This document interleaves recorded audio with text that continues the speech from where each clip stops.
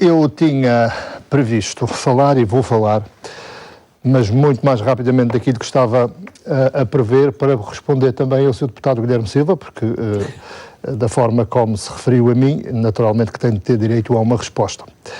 E o problema que eu queria trazer aqui tem a ver com o desemprego na região autónoma da Madeira, que já é conhecido de todos os madeirenses, está sentido em quase todos os lares na região, na Madeira e no Porto Santo, e de facto é um drama social que carece de uma preocupação muito mais atenta e ativa por parte de quem tem responsabilidades executivas na região. E o que nós temos verificado é que temos um governo regional sem políticas ativas para promover o emprego e travar a onda de falências que existe na região, e isso é um tema muito preocupante, e lamento que de facto o Governo, neste momento, demitiu-se de governar e está entretido nas guerras intestinas do seu próprio partido, e isso é mau para a região, e é preciso que o Governo concentre as suas energias naquilo que, para o qual está mandatado, ou seja, para governar em função do bem comum. Em relação à crítica que o Sr. Deputado Guilherme Silva fez, é bom que se diga que não vão os parentes à lama se o Governo Regional nada a ver com isso, ou alguns responsáveis da governação forem à Assembleia da República explicar aquilo que tem a ver com a vida da região e do país, porque a região faz parte do país. E a autonomia não vai sair desprestigiada com isso, porque temos ouvido até o Sr. Secretário Regional das Finanças, em diversas intervenções, nomeadamente na Assembleia Legislativa da Madeira, a se queixar do programa de resgate que está a ser imposto à região por parte do Governo da República, e que a região foi forçada, porque não tinha outra alternativa, a assinar este plano de resgate, mas que é um plano de resgate que está com uma série de constrangimentos que a própria região não será capaz de honrar esses compromissos que estão ali estipulados. Ora, faz todo o sentido que os responsáveis da governação, que se queixam de facto destas políticas que estão a ser impostas pelo Governo da República, vão à Assembleia da República expor quais são os problemas que estão subjacentes a toda esta questão que está no plano de resgate, para que possamos confrontar o Governo da República, na Assembleia da República, para mudar as políticas e resolver este problema de fundo, nomeadamente as questões do pagamento das dívidas que a região está obrigada no âmbito do plano de resgate, pois nós já discutimos aqui em programas anteriores que é manifestamente impossível a região cumprir com essas exigências tal como estão estipuladas. É preciso rever, reformular o plano de resgate e isso parte de uma vontade expressa do Governo da República.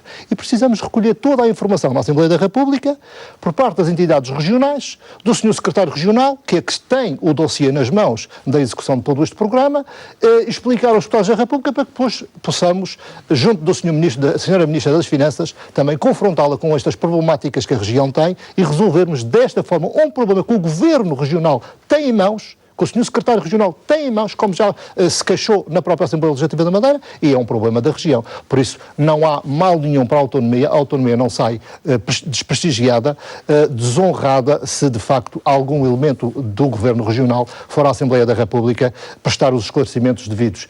E isto não é inédito, porque o Sr. Secretário Regional das Finanças já foi também à Assembleia da República. Não foi nessa perspectiva, o Secretário Regional das Finanças dos Açores e da Madeira à Assembleia da República prestar os esclarecimentos para convocados serem também pela Comissão ouvidos do Orçamento na Assembleia da República. A sua iniciativa para, por causa da lei das finanças, era um interesse da região que estava em causa e mas isto é para o interesse da região. O problema é que tem a ver precisamente com a aplicação da lei de meios. Estão passados praticamente 4 anos depois desse acidente grave que a Madeira sofreu com o temporal de 20 de fevereiro, onde morreram pessoas, onde os danos foram também consideráveis. Foi criada uma lei precisamente para tentar resolver parte desses problemas. Na altura, os prejuízos foram avaliados em 1.080 milhões de euros. O Estado já se comprometeu logo de imediato em ajudar. Jacinto Serrão, que balanço, passados estes quase 4 anos, vão-se assinalar precisamente nesta semana, que balanço é que faz de tudo aquilo que a Madeira, enfim, tem vivido ao longo destes 4 anos para recuperar dessas mazelas do 20 de fevereiro? Bom, eu me lembro muito bem da tragédia de 20 de fevereiro, todos nós nos lembramos, estamos naturalmente muito conscientes da dimensão dessa tragédia, e das conversas que tive com o então Primeiro-Ministro José Sócrates. E as preocupações que manifestei de que o Governo da República deveria manifestar a sua solidariedade inequívoca para com a região, e isso foi feito de forma pronta por parte de um governo que era do Partido Socialista, mas que veio de forma pronta à região autónoma da Madeira prestar toda a solidariedade ao povo madeirense.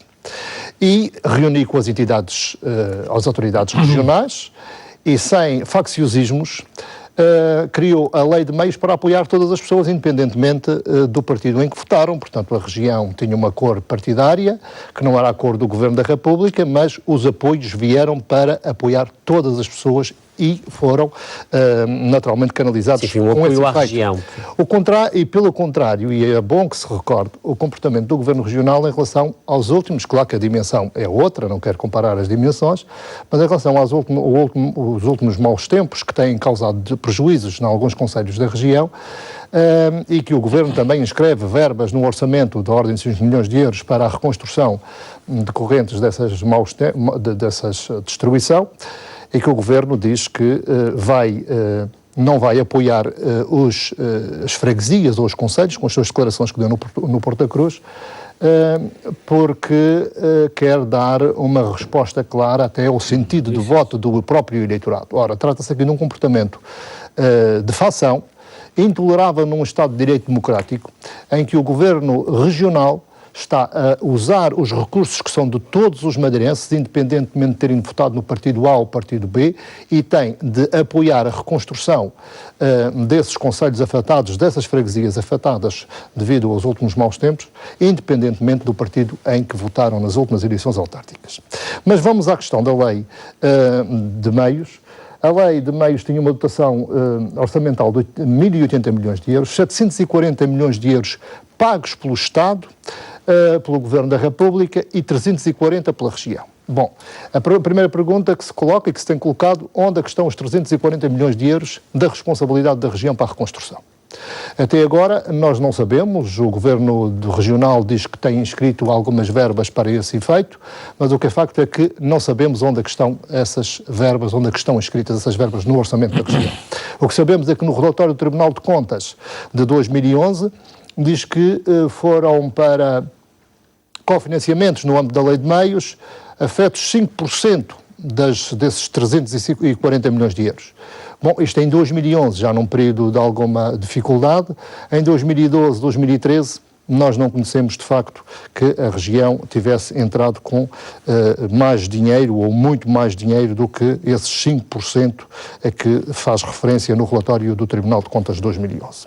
Bom, primeiro, o Governo Regional não está de facto a cumprir com as suas obrigações no âmbito da Lei de Meios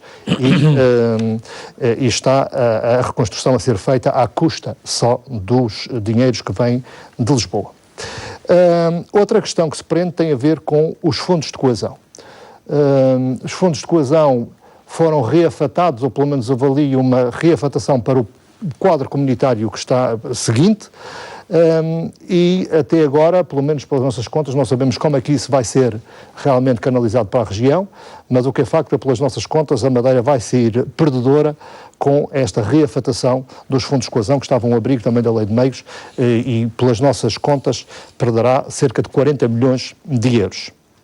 Depois tem uma outra rúbrica que tem a ver com o Banco Europeu de Investimentos, o empréstimo que estava consignado de 250 milhões de euros. A primeira tranche de 62,5 milhões de euros veio ainda na altura do Governo da República, com uma polémica à mistura, na altura do Ministro Teixeira dos Santos, de que a responsabilidade do capital deveria ser da região. Ora, essa dúvida nunca foi sanada e parece-me que nunca foi, e isto já discutimos aqui, e é importante que se diga que nunca foi sanada. Vieram esses 62 milhões de euros na altura e até agora não veio dinheiro nenhum, mas os restantes... Quem é que assumiu os 62,5, Sr. Deputado? Não veio. O que é facto é que não há dúvidas. Na Lei de Meios, na Lei das Finanças, que foi agora da responsabilidade, ou na reformulação da Lei de Finanças, da responsabilidade deste Governo, inscreveram lá num artigo de que os juros iriam ser pagos pelo Governo da República. Mas por cargas de água que há uma necessidade de inscrever na lei de finanças que o pagamento dos juros é da responsabilidade. Não estava. Então, se a responsabilidade do capital, quem faz o empréstimo é o Governo da República e depois transfere para a região, que é a responsabilidade do Estado, é evidente que se faz o empréstimo não está mais do que explícito, não é preciso explicitar mais, de que também a responsabilidade do pagamento dos juros é mais do que óbvio. Se é o Estado, o Governo da República, a pedir o Banco Europeu de Investimentos os 250 milhões de euros, ele é que iria pagar os juros deste capital a ser emprestado. Não percebo porque é que fizeram esta alteração. Eu tenho muitas dúvidas desta alteração, porque isto poderá levantar ainda mais um problema para a região, que transformar aquilo que era um empréstimo feito pelo Estado ao Banco Europeu de Investimentos, passar a ser um empréstimo da região, em que a região... Teremos a oportunidade de prosseguir o debate, Jacinto. Depois temos a outra questão que tem a ver com a questão da habitação, que ainda há muitas pessoas que ainda não viram as suas habitações reconstruídas ou ressarcidos. Falaremos mais à frente, se me permite, só para dar também a palavra e termos aqui uma primeira ronda relativamente à questão da lei de meios. Porque eu, de facto, lancei aqui uma questão que levou o Sr. Deputado Guilherme Silva a absorver todo o seu tempo em torno da mesma. Bom, eu estou aqui, cá estarei para me vangloriar e ficarei muito feliz que, de facto, toda esta questão seja uma questão que seja rapidamente ultrapassada, ou estas dúvidas de quem é que vai assumir o capital e os juros, e que deve ser do Governo da República. É evidente que está no relatório, no Tribunal de Contas, de que a responsabilidade do Estado no âmbito da lei de meios é de 740 milhões de euros. E por isso é que eu não compreendi, na altura, e critiquei, as dúvidas levantadas pelo Ministro Teixeira dos Santos. O que é facto aqui, Sr. Deputado Guilherme Silva, o que é facto aqui é que com o governo anterior, mesmo Teixeira dos Santos, o governo anterior, a tranche de 62,5 milhões de euros do empréstimo foi transferida para a região. Passaram estes 3 anos, já estamos em 2014 e até agora nada. Ainda estamos à espera. É verdade. Ou seja, porquê que estamos à espera? Quais são as dúvidas que existem em torno disto? São dúvidas. Isto agora não é o Governo só, Sr. Deputado. É o Governo da sua responsabilidade política e partidária. Por isso, a questão que o Teixeira dos Santos deixou lá embaraçou isto. Então, mais uma vez, para não estarmos aqui a sacudir as coisas ou a tapar o sol com a peneira, é preciso encarar este problema de frente. É importante encarar este problema de frente. Não é se calhar, mas é o seu governo que está a governar o país. E o Teixeira dos Santos houve a primeira responsabilidade do Governo da República, a primeira tranche veio. Passaram já 3 anos e as outras 3 tranches de 62,5 milhões de euros do empréstimo no BEI ainda não chegaram. Não sei porquê. Os senhores que estão a governar a República e a região é que devem saber porquê. Agora, o que é facto é que não existe uma clareza na lei. E a dúvida que eu tenho levantado, que fico muito preocupado. Não, eu também não tenho dúvida. Não, eu também não tenho, exatamente, não tenho dúvida. Mas o que poderia ficar claro na lei de finanças, com essa alteração que foi feita, nesse artigo que diz que a responsabilidade do pagamento dos juros é do Estado, também deve haver o capital e os juros. Porquê que não ficou o capital? E esta a questão, pois, para nós também, para mim não há dúvida. Mas é isso. Eu não estou aqui a prejudicar, eu só quero clarificar as coisas para garantir que no futuro não haja uma interpretação enviesada daquilo que está estipulado no âmbito da lei, deixe-me só concluir, está estipulado no âmbito da lei de meios e que é, de facto, da responsabilidade do Estado, não haja uma interpretação enviesada. Não venham um Ministro das Finanças dizer, não, os senhores vão se responsabilizar pelo capital dos 250 milhões do BEI. E isso é que eu não quero que a região assuma, porque a Madeira está atulhada de dívidas. Exatamente. Mais dívidas para a região, não. Por isso é que eu tenho dito que tenho dúvidas com a interpretação que pode ser dada com essa alteração na lei de finanças de que a região, o Estado paga os juros. Paga os juros, então quer dizer que não paga o capital? Não. Se faz um empréstimo, paga o capital e paga os juros, naturalmente. Paga os juros. Bom, mas esta questão eu quero que fique clarinha para não trazer mais um ónus, mais uma dívida para cima dos madeirenses e porto-santenses. Por isso estou preocupado com a Madeira e estou preocupado com esta questão só por essa razão, Sr. Deputado. Porque no futuro pode haver realmente uma má interpretação. Já lhe fez um apelo sobre isso. Tudo tenho feito e farei tudo para que isso aconteça. Outra questão que não foi aqui discutida, e o Sr. Deputado Guilherme Silva aqui é que poderia esclarecer-nos melhor, é porque é que a região não entrou com os 340 milhões de euros. Não, o Sr. Deputado, eu acabei de lhe dizer, o relatório do Tribunal de Contas de 2011 diz que Sá Madeira são em cofinanciamento só 5%, em 2011. Com a crise de 2012, com as dificuldades que todos nós sabemos que temos na região, 2012, medidas que ainda se agravaram em relação a 2011, se em 2011 só contribui com 5% para este bolo de 340, então eu quero saber o que é que aconteceu em 2012, em 2013, se de facto a região entrou com todo o dinheiro. Só em 2011 só entrou com 5%. O Sr. Deputado é que nos pode esclarecer que é um deputado que faz parte do partido que tem a responsabilidade da governação na região. E esta parte, este dinheiro faz falta para a reconstrução. Para outras questões que se devem levantar, então natureza intervencionista. Vamos dar a oportunidade, Presidente, ao Guilherme Silva para poder esclarecer essas questões. Das obras que foram feitas, foram ou não foram as mais corretas. Claro, mas iremos numa outra ronda falaremos. Assim, Serrão, gostava de colocar uma outra questão, enfim, aos três deputados. Passados estes anos, enfim, 4 anos agora, no dia 20 de fevereiro, o que é que aprendemos com o 20 de fevereiro? Qual é a sua leitura? Bom, eu espero que, em termos de consciência coletiva, eu penso que os madeirenses realmente ganharam uma maior preocupação. Há uma outra cultura de segurança. Exatamente, relativamente à sua própria segurança, à segurança de pessoas e bens. Porque têm, de facto, existido intervenções, mesmo de natureza privada, que não têm garantido essa segurança e com essa tragédia penso que houve uma maior consciencialização para esse tipo de problemas. Depois põe-se o problema, que essa é a questão mais importante, porque são aqueles que estão na posse de gabinetes de estudos para projetar as intervenções de âmbito público, que são as entidades autárquicas e regionais. E essa questão é que se coloca se de facto houve um conjunto de intervenções, como tem havido para a reconstrução, com a preocupação de garantir a segurança de pessoas e bens. Naturalmente que um conjunto de obras tem sido vindo nesse sentido. Esperemos que as obras tenham sido feitas do ponto de vista técnico para garantir essa segurança de pessoas e bens em eventuais calamidades da mesma natureza, ou eventuais aluviões dessa natureza, como aconteceram em 20 de fevereiro, e que não tragam os prejuízos que trouxeram, quer em termos de bens, e principalmente não tragam vítimas, como aconteceu, infelizmente, na tragédia de 20 de fevereiro. Para falar precisamente deste novo programa, esta nova lei que o Governo da República está a se preparar para fazer aprovar, que tem a ver com os despedimentos, enfim, foram aqui utilizados 5 critérios, sendo que o primeiro tem a ver com a avaliação do desempenho, também depois com as habilitações literárias, enfim, depois mais outros critérios que têm a ver com a onerosidade da manutenção do vínculo, também a menor experiência profissional e menor antiguidade na empresa. Jacinto Serrão, como é que olha para este diploma do Governo da República, que para já, enfim, não colhe, digamos assim, pelo menos do ponto de vista da concertação social, a unanimidade? Bom, estas medidas vêm no sentido daquilo que tem sido a política desta governação. Vem do memorando? Uma política... Começa por isso. Não está no memorando estes critérios que foram agora estipulados. Pelo amor de Deus. Não está no memorando, não vamos lá tentar agora aquilo de brilhar as coisas, não está no memorando. Eu sei o incómodo que o CDS tem em relação a essa matéria, até porque o Ministro é da cor do seu partido e naturalmente que tem algum incómodo relativamente àquilo que foi o seu discurso e àquilo que é a sua prática agora no Governo.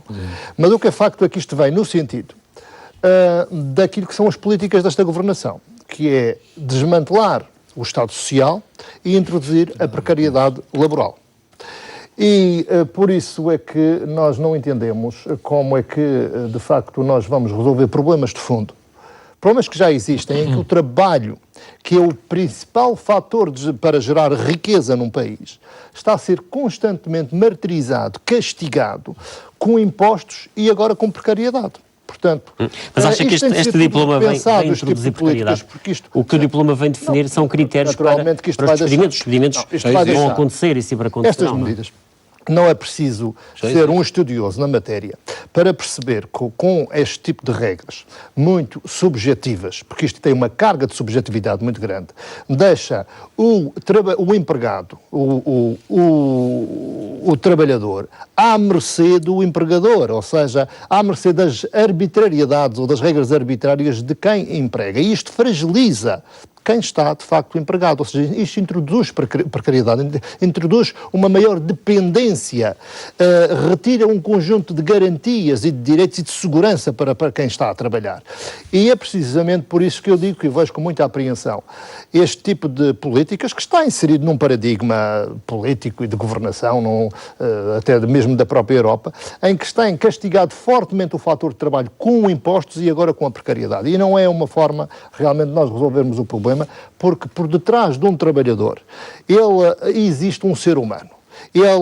Os trabalhadores não são máquinas para produzir pura e simplesmente, eles têm de produzir e serem compensados, serem remunerados justamente pelo trabalho que produzem. O PS, do seu ponto de vista, não vê necessidade... para poderem ter um rendimento que lhes proporcione, naturalmente, também qualidade de vida. E qualidade de vida não é só ter dinheiro, oferecer um salário para sobreviver. Não vê necessidade da elaboração desta lei?